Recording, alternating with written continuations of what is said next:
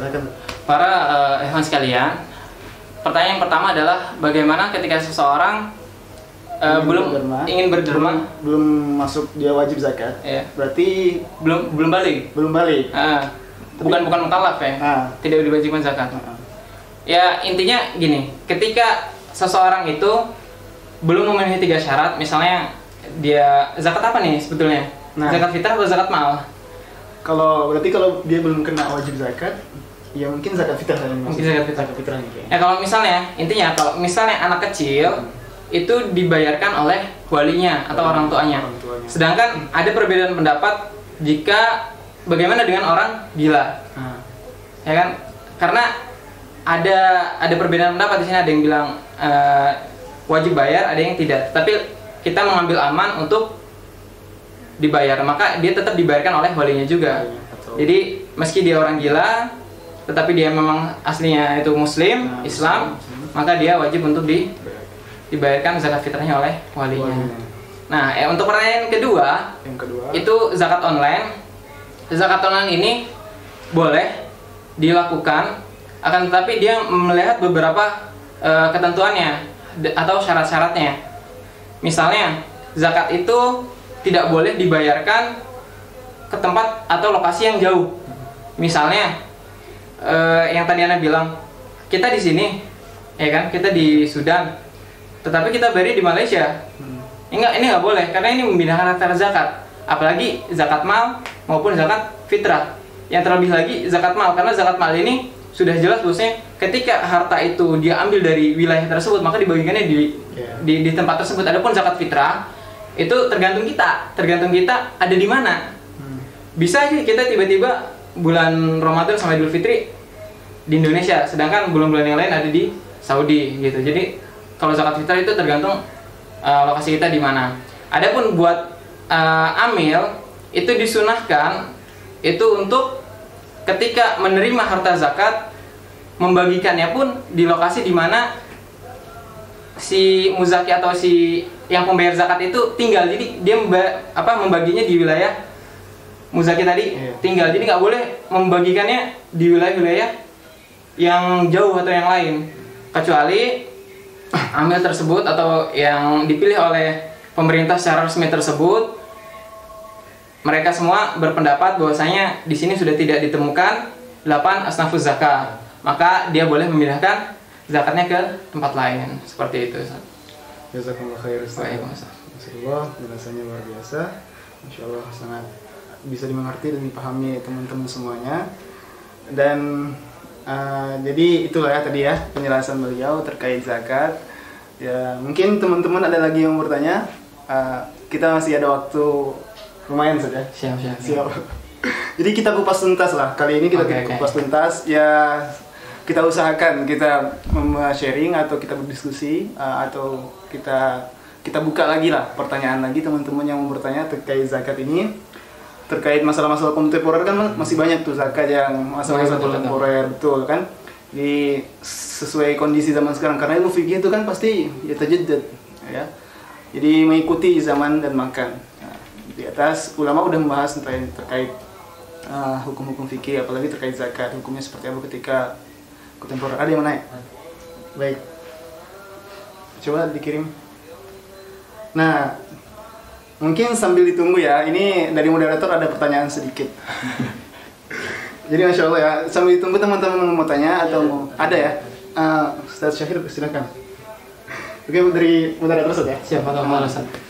Jadi ini terkait harta zakat ya, terkait. Nah, itu gimana kasusnya anak yatim. Jadi harta anak yatim. Nah, kayaknya itu pasti harta anak yatim itu kan pasti akan terus berkurang Ustaz ya. Nah, apakah di sini harta anak yatim wajib dikeluarkan zakatnya atau tidak? Nah, silakan. Yang pertama, harta anak yatimnya dalam bentuk apa, gitu kan? Jika misalnya dalam bentuk emas maupun perak, maka tentunya tidak wajib zakat, kecuali sampai nisab sama haul. Ya betul kan? Nah, jadi kalau misalnya harta anak yatim itu yang dititipkan tidak sampai nisab atau tidak sampai haul, maka ya tidak wajib zakat.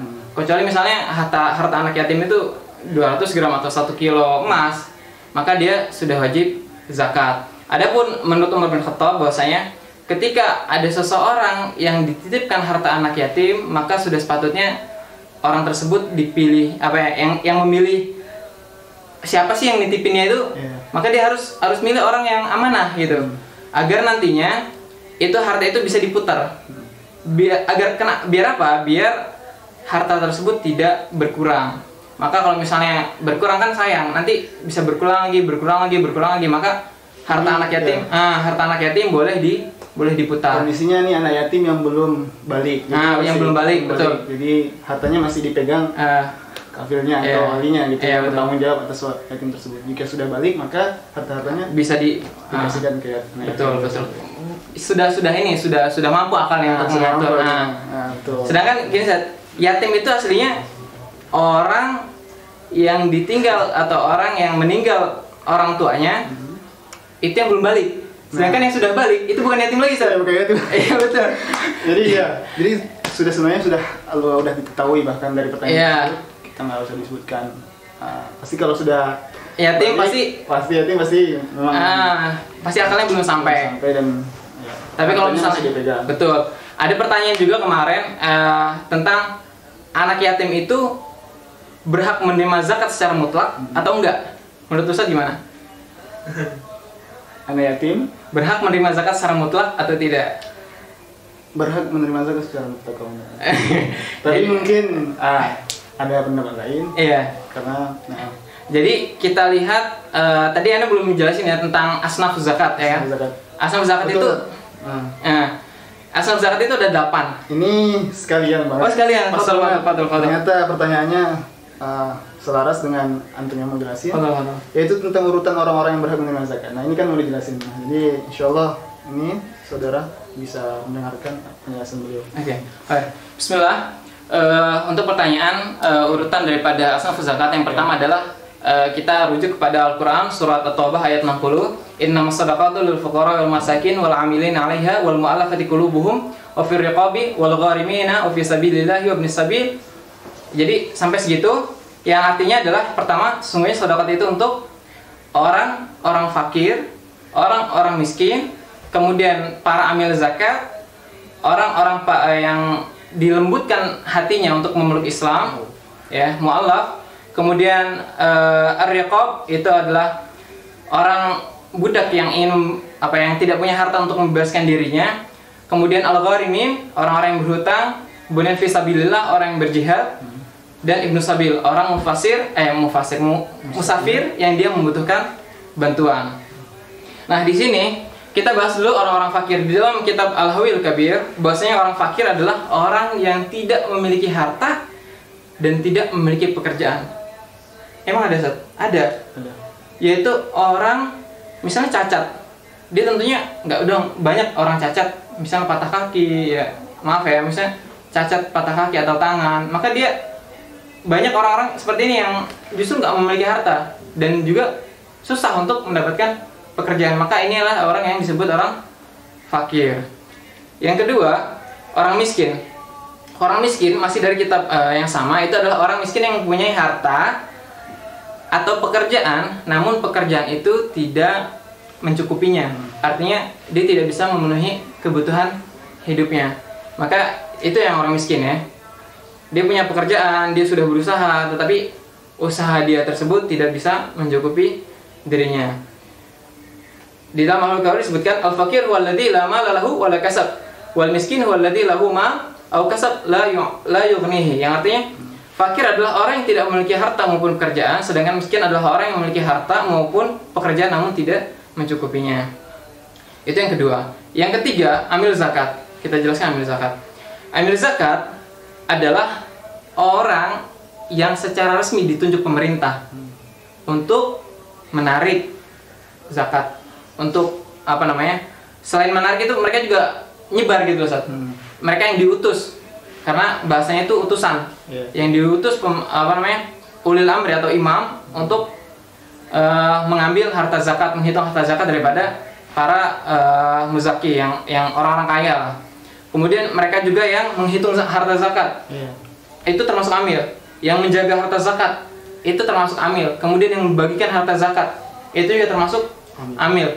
Maka yang banyak salah di masyarakat itu adalah ketika seseorang menyerahkan hartanya ke DKM masjid atau panitia zakat di masjid, tetapi kemudian panitia zakat di masjid beranggapan bahwasanya mereka adalah amil dan berhak untuk mengambil harta zakat. Ini nggak boleh, karena nantinya dia mengambil harta yang haram, dia mengambil harta daripada yang bukan haknya. Maka ini untuk harus diluruskan di masyarakat kita. Kebanyakan. Iya, kebanyakan. Adapun ada masyarakat yang memberikannya ke kiai, misalnya orang tua kita, misalnya ngeliat orang tua kita ngasihnya ke kiai nih, ini Ustaz, ini harta zakat, ini harta zakat, sampai akhirnya ketika orang tua tersebut meninggal, dia taunya zakat itu kiai tersebut berhak untuk menerima zakat. Akhirnya kita ngasih zakat ke kiai tersebut atau ustadz tersebut, padahal ini nggak betul. Kayak gitu. Sebetulnya biasanya kenapa di kampung-kampung dahulu seperti itu, bisa jadi karena mereka para ustadz dan kiai tersebut yang lebih mengetahui siapa sih yang berhak menerima zakat dan siapa sih yang harus membayar zakat. Maka mereka yang sebetulnya membagikan harta zakat. Jadi kita jangan sampai salah nih, seperti ini. Kemudian yang keempat adalah mu'alaf. Urutan yang keempat nih, Sat. Mu'alaf ini adalah orang yang digunakan hatinya oleh Allah untuk menerima Islam sebagai bentuk kepedulian kita untuk menguatkan keimanannya dan dukungan karena keislamannya. Itu mu'alaf. Jadi mu'alaf itu berhak menerima zakat. Yang kelima, ar-riqab. Maksudnya adalah zakat untuk membebaskan hamba sahaya daripada perbudakan. Alhamdulillahnya sekarang mungkin nggak ada perbudakan ya. Alhamdulillah. Ya, terus yang keenam, al-gharimin. Al-gharimin ini adalah orang yang berhutang. Tetapi di sini nggak setiap jenis hutang atau setiap orang yang berhutang berhak menerima zakat. Misalnya, Ustaz Zul, aneh mau hutang dong, 5 juta nih. Buat apa, Ustaz? Buat beli HP ya. Nah, ini nggak, orang-orang tersebut misalnya aneh nggak wajib, nggak berhak untuk meminta zakat. Gitu, karena aneh hutangnya bukan untuk sesuatu yang dua hal ini yang aneh mau jelasin. Yang pertama adalah orang yang berhutang. Yang pertama untuk kebutuhan hidupnya. Maka ketika dia sudah berhutang, susah membayarnya, maka dia berhak untuk menerima zakat. Yang kedua adalah orang yang berhutang untuk mendamaikan dua kaum yang sedang berselisih. Maka ketika ada dua kaum itu dikhawatirkan ada pertumpahan darah, maka dan mendamaikannya itu misalnya dengan harta atau dengan memberikan harta dari kepada keduanya atau kepada salah satunya, maka orang tersebut yang berhutang daripada harta untuk hal tersebut dia boleh atau berhak menerima harta zakat. Maka jangan beranggapan bahwasanya enaklah mendingan utang baik-baik lah ke bank gitu kan, untuk beli rumah, untuk dan lain sebagainya gitu, nanti tinggal minta dari harta zakat. Nah, ini nggak bisa. Ini salah paham juga. Nah, ini harus diluruskan. Betul. Kemudian yang ketujuh, orang yang berjihad berperang di jalan Allah atau makna fisabilillah. Menurut 4 mazhab, makna fisabilillah ini tidak diperluas, dalam artian hanya difokuskan kepada orang-orang yang berperang di jalan Allah dan juga orang yang sukarela. Jadi tentara ataupun para tentara milisi sukarelawan yang dia tidak mendapatkan gaji dari pemerintah, maka dia berhak menerima zakat. Mau itu kaya, mau itu miskin. Tapi kan sekarang kita tahu ada pendapat muasirin yang bahwasanya harta zakat boleh diberikan kepada ustadz, kepada madrasah atau kepada lembaga pendidikan, karena mereka sama-sama fisabilillah gitu. Maka sebetulnya ini sudah dibantah. Kenapa? Karena di zaman dahulu itu sama, kondisinya sama-sama perang pemikiran sama. Dulu ada Mu'tazilah, ada dan lain sebagainya, tetapi nggak ada ulama yang berpendapat bahwasanya harta zakat boleh diberikan kepada orang-orang yang mempelajari ilmu untuk melawan Mu'tazilah, pemikiran Mu'tazilah tersebut. Kayak gitu. Jadi aneh berpendapat dan aneh mengambil pendapat bahwasanya makna fisabilillah tidak diperluas. Kenapa? Karena ketika kita memperluas makna fisabilillah, ustadz dapat misalnya, terus para kiai dapat, padahal pada mampu gitu kan, mempunyai kelebihan harta atau mempunyai kecukupan dan mereka berhak menerima zakat, nanti habis harta orang miskin. Ya, Gitu. Habis hak orang-orang yang membutuhkan ini. Ketika ada orang miskin yang nggak bisa bayar biaya rumah sakitnya, sampai akhirnya misalnya orang tuanya nauzubillah meninggal, siapa yang dosa? Siapa yang salah? Gitu kan? Karena kehabisan harta zakat. Maka di sini harta zakat tidak boleh makna fisabilillah ini tidak boleh diperluas. Adapun fatwa MUI tahun 2020 tentang pandemi corona ini, bahwasanya harta zakat bisa untuk menanggulangi atau bisa untuk mencegah atau bisa untuk disalurkan kepada orang-orang yang terkena. Ini mereka pun ketat, Set. Yang pertama, ketika ada pembahasannya dari satu ustadz bahwasanya boleh diberikan kepada dokter. Tetapi bukan berarti ini untuk dokter, Ustaz. Karena dokter itu kan mereka digaji sama pemerintah. Ya kan? Kemudian dokter itu juga bukan berperang aslinya. Ya kan? Kemudian mereka rata-rata kita tahu dokter itu orang yang mampu. Jadi di sini ketika kita kasih APD, maka itu sebetulnya untuk pasien yang memang dia mustahik zakat atau golongan daripada 8 yang berhak menerima zakat. Jadi itu sebetulnya untuk kepentingan mustahik tersebut. Jadi bukan untuk si dokter tersebut gitu. Itu makanya zakat ini sangat ketat. Jangan sampai karena kelalaian kita, kebodohan kita dalam zakat membuat kita salah membagikan harta zakat ini. Makanya ini suatu yang sangat vital lah, jangan sampai salah lah.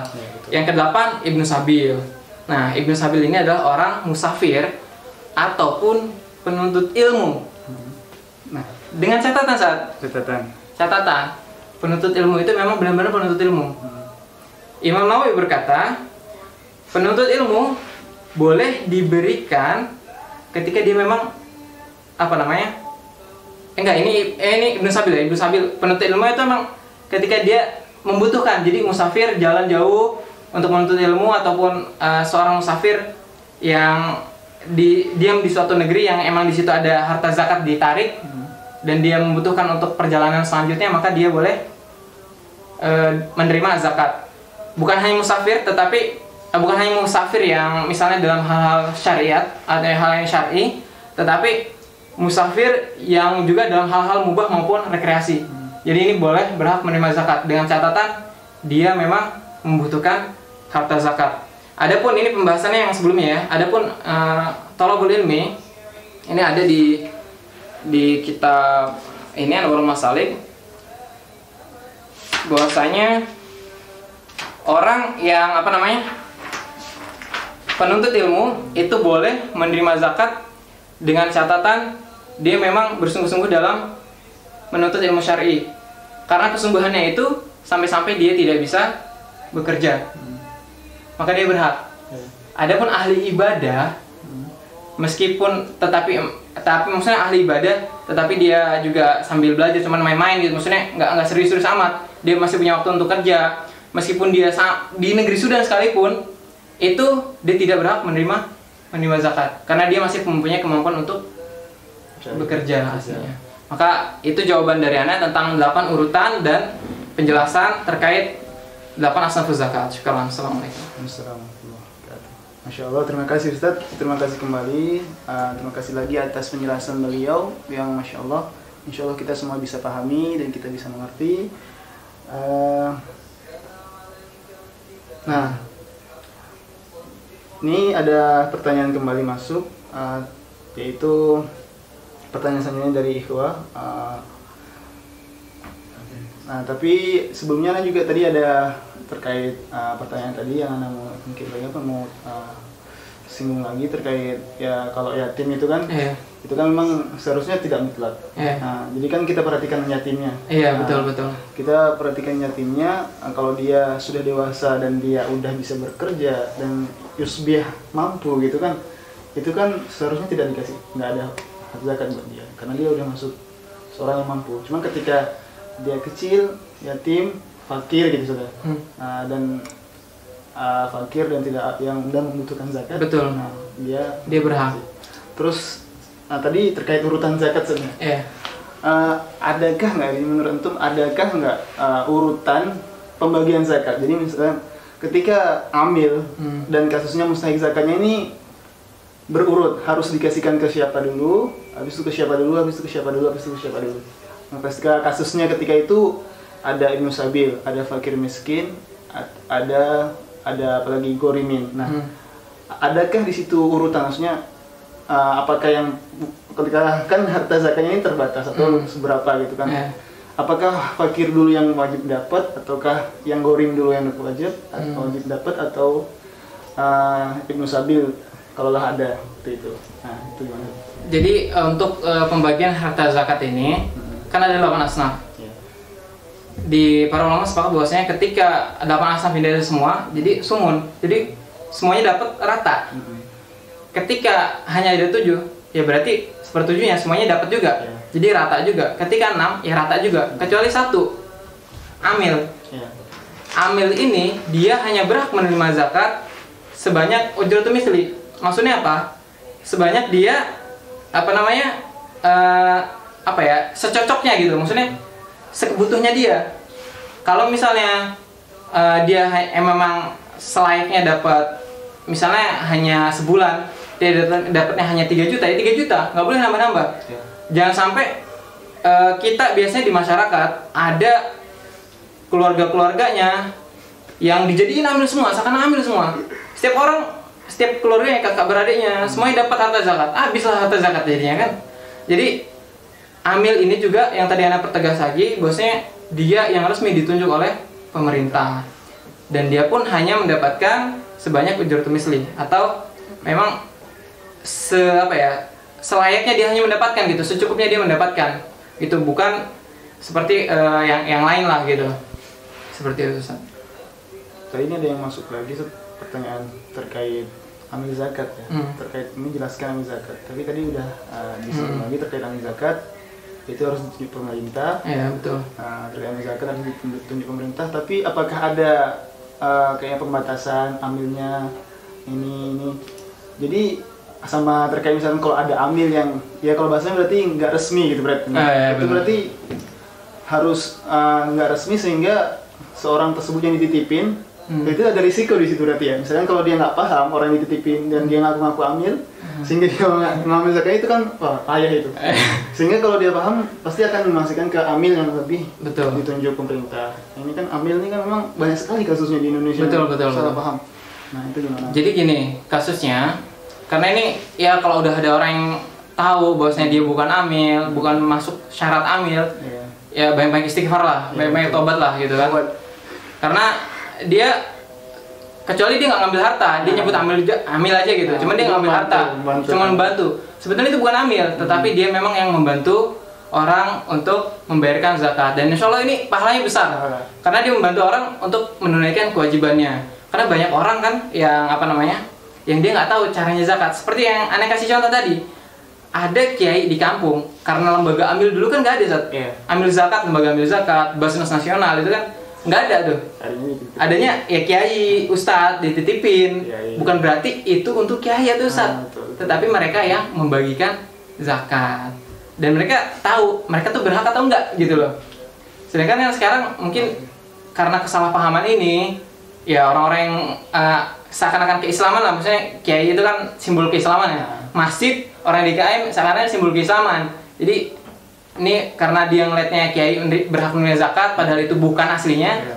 Orang-orang DKM mikirnya, oh saya berhak menerima zakat nih sebagai amil, padahal itu enggak. Karena ulama sendiri dalam mazhab Syafi'i sendiri bahwasanya amil adalah orang yang ditunjuk oleh pemerintah, dan pemerintah disunahkan, bukan diwajibkan, tetapi di sini disunahkan, tetapi lebih baik memang ditunjuk oleh pemerintah untuk menjadikan seseorang sebagai amil. Misalnya tadi pengantar, pengambil, kemudian penulis zakat, yang hisab dan lain sebagainya, maka dia harus itu. Berarti kalau ambil zakat nih ujratul misalnya dari harta zakat berarti kan? Betul, dari harta zakat. Kalau misalkan panitia zakat atau tim pelaksana, tapi itu dikasih kayak tip, tapi dari luar uang zakat, itu apakah boleh? Ya boleh. Karena itu bukan dari harta zakat. Jadi sekarang kan kasusnya banyak sekali di Indonesia sebagai ya itu boleh kalau misalkan uangnya dari luar uang zakat, karena kan banyak sekali tim-tim pembantu, tim-tim kan pelaksana yang membantu, sehingga yang perlu diketahui tadi betul yang berhak mengambil dari zakat yaitu amil yang udah ditunjuk pemerintah. Betul. Sedangkan yang bantu atau yang nunjuk ambil sendiri, yang ditunjuk di pondoknya dia ambil sendiri atau lembaga ambil sendiri yang ditunjuk pribadi independen gitu, itu sifatnya dibayar dari uang luar zakat. Jadi ya semoga kita bisa tahu dan supaya ntar ketika kita ditunjuk seorang amil zakat, ditunjuk apa dengan pemerintah ataukah kita bertabaru kan, kita kayak volunteer gitu influencer gitu kan, pengen membantu. Nah itu kita kalau memang kita dikasihkan dari uang luar zakat ya, jadi itu bisa. Tapi jangan sampai kita mengambil dari uang zakat karena kita bukan amil resmi yang ditunjuk oleh pemerintah.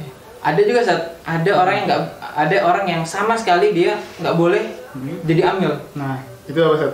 Boleh itu. Ini dari Bani Muthalib sama Hasyimi. Jadi orang dari keluarga Rasulullah itu tidak boleh menjadi amil karena amil dan mustahik zakat. Iya, karena amil bagian daripada zakat. Asnafuz zakat yang mustahik zakat tadi. Maka orang-orang seperti ini beliau-beliau ini nggak boleh menjadi amil zakat. Adapun syarat yang lain jadi amil zakat itu sudah seharusnya dia paham zakat. Ya betul. Jadi kalau misalnya ada, lucu, ya? Jadi kalau misalnya ada yang jadi amil-amilan namanya. Jadi tapi dia nggak paham zakat ini ditarik dari mana. Jangan sampai kita nih saking semangatnya orang kaya jual rumah kita ambil zakatnya juga. Padahal kalau misalnya cuma jual, misalnya sampai pun 10 miliar itu nggak berat Zat. Kita tarik zakatnya. Mereka juga nggak wajib untuk menunaikan zakat. Makanya jangan sampai kita zolim ke orang kaya karena saking semangatnya, karena saking tamaknya dengan harta orang kaya, kita ambil tuh harta orang-orang kaya dengan atas nama zakat, ya kan? Semuanya dikasih zakat. Ini dikasih zakat, ini dikasih zakat. Nantinya jadi kayak pajak, gitu kan? Pajak kan di mana-mana dapat gitu saja. Jadi jangan sampai zakat ini disalahartikan seperti itu, dan jangan sampai juga kita zalim kepada orang yang berhak. Jadi jangan sampai kita zalim kepada orang kaya, terlebih jangan sampai kita zalim kepada orang miskin. Gitu. Baik Ustaz, terima kasih atas penjelasan lagi. Nah, ini ada sedikit lagi pertanyaan. Atau kita kasih lagi terakhir Ustaz. Mungkin 2 terakhir aja ya. Kalau misalnya nggak ada, berarti ya udah, ini berarti pertanyaan terakhir. Habis itu kita closing, kita usaikan pembahasan kita terhadap fikih zakat tersebut. Ini jadi insya Allah terkait materi yang Antum sampaikan, Ustaz sampaikan tadi kan pasti semua berujuk dari madhab, dari madhab, betul. Jadi kita bisa merujuk lagi.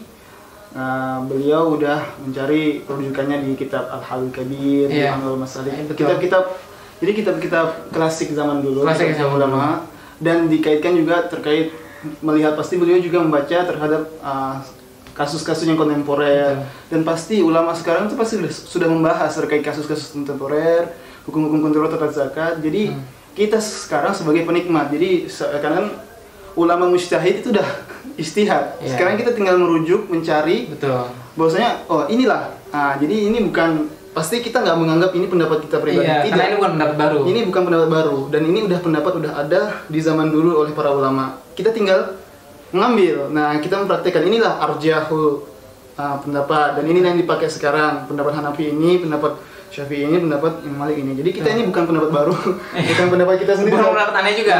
Karena ini mengambil dari kitab-kitab. Jadi mohon maaf ketika kita tuh kelihatan seakan-akan ini pendapat kita. Enggak. Ini pendapat ulama-ulama. Kita tahu kan bahwasanya Hanafi itu membolehkan zakat uang dan lebih naikkan lagi ukurannya. Nah, jadi ini pendapat ulama ya. Dan boleh ditambahin, Ustaz? Boleh, Ustaz. Yang tadi masalah mazhab Hanafi, ketika orang ingin membayarkan zakat dengan nilai, maka dia selayaknya taklid sepenuhnya kepada mazhab Hanafi. Karena supaya ini tidak mencampur adukan ijtihad ulama, karena ini lebih banyak mudaratnya atau lebih banyak perdebatannya. Maka selayaknya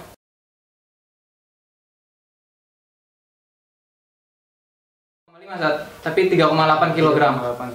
Karena ini yang membolehkan, ulama yang membolehkan. Adapun dalam mazhab Syafi'i, kemudian mazhab Hambali, kemudian mazhab Maliki, mereka semua beliau-beliau berpendapat bahwasanya zakat ditunaikan dengan zakat fitrah ditunaikan dengan bahan pokok, kecuali mazhab Abu Hanifah membolehkannya. Tetapi mazhab Abu Hanifah sekali lagi 3,8 kg. Syukur. Baik, Ustaz, terima kasih. Dan ada lagi nih pertanyaan. Boleh. Mungkin ada lagi yang mau bertanya atau ini terakhir aja ya? Terakhir, oke. Terakhir. Masya Allah.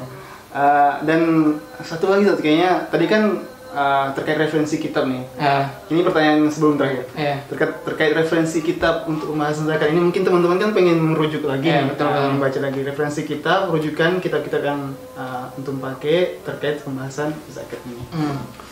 Silahkan. Referensinya yang pertama yang baca itu Al-Hawiyul Kabir.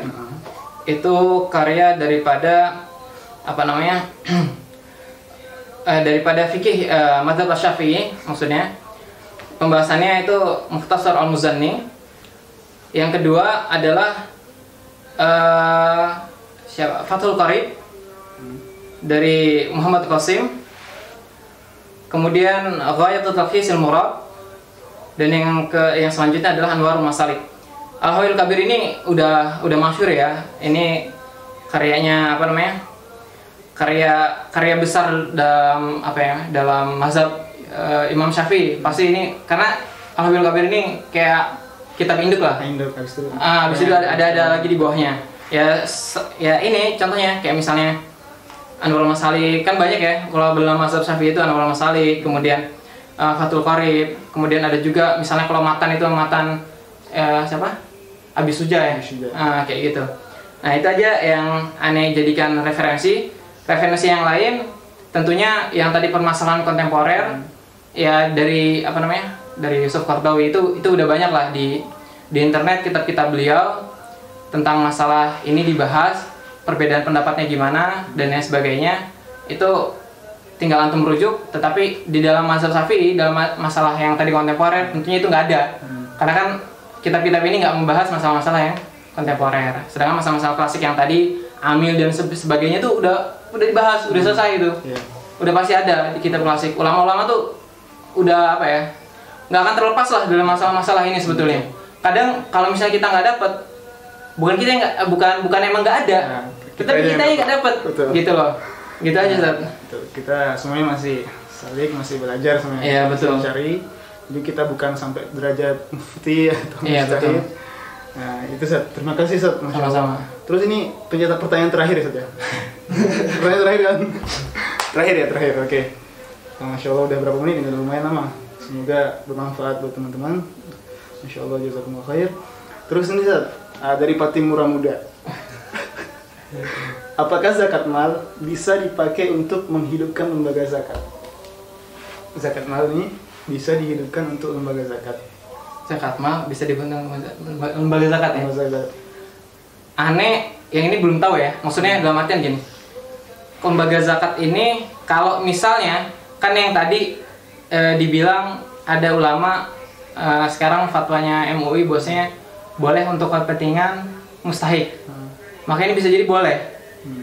Tetapi ini untuk tentunya bukan untuk lembaga zakatnya, tetapi untuk memang kepentingan mustahik itu sendiri. Karena kan ada amil dan lain sebagainya. Ada yang berpendapat seperti itu. Tetapi khawatirnya ketika ketika hal ini dicuatkan ke masyarakat, dikhawatirkan harta zakat ini bisa dipakai atau boleh dipakai untuk kemaslahatan umum. Contohnya di dalam kitab karya Buya ya, judulnya Kashful Gummah fi sarfi zakat lil masalihil ammah, itu tidak boleh harta zakat untuk kemaslahatan umum. Kayak gitu contohnya. Bangun masjid. Itu nggak boleh itu, Ustaz. Boleh. Terus bangun madrasah, pesantren. Nggak boleh. Bangun sekolahan. Nggak boleh. Terus membuat gorong-gorong atau irigasi air. Itu nggak boleh. Makanya ini aneh jawab, aneh belum tahu dalam tentang hal ini. Adapun ulama yang tadi membolehkan masalah, aneh nggak tahu ya, membolehkan tentang untuk kemaslahatan si mustahik tersebut itu dibolehkan, itu bisa jadi. Cuman aneh menjaga harta itu untuk takut diselewengkan, misalnya takut orang masyarakat awam menyelewengkannya atau memahaminya bahwasanya harta zakat boleh dipakai untuk kemaslahatan umum seperti masjid, membangun rumah sakit dan lain sebagainya. Maka ini adalah hal yang dilarang. Masya Allah sekali ya teman-teman semuanya, teman-teman PPI, penjelasan beliau ini Masya Allah. Semoga ini semuanya bermanfaat dan bisa mencerahkan kita dan memberikan pengetahuan kepada kita yang sebelumnya kita masih remang-remang atau masih belum paham terkait zakat ini, perincian zakat ini dan penjelasan zakat ini. Kita lebih tahu dan lebih paham, lebih istilahnya kita tahulah atas kewajiban kita gitu untuk kita, status kita seorang muslim, yaitu kita membayar zakat. Nah, mungkin ini saja ya. Ini saja. Jadi mungkin menurut saya sebagai moderator kita cukupkan saja waktu kita pada kesempatan kali ini, dan semoga Allah membalas kebaikan beliau dan kebaikan antum semuanya, dan dimudahkan, disehatkan semuanya antum. Amin. Dan terus semangat dalam menjalani ibadah-ibadah dalam bulan Ramadan ini, khususnya puasa, atau mempererat lagi sarung kita untuk 10 hari terakhir ini. Jadi maksudnya sarung kita yaitu ibadah kita di 10 hari terakhir ini. Usikum wa iyyakum. Jadi mungkin naktafi bihadzal qadri ya. Jazakumullahu khairan. Jazakumullahu khairan semuanya teman-teman yang udah nonton. Terima kasih banyak. Natrukum bi'ayatillahi wa amnih. Jazakumullahu khair. Wassalamualaikum warahmatullahi wabarakatuh. Waalaikumsalam warahmatullahi wabarakatuh.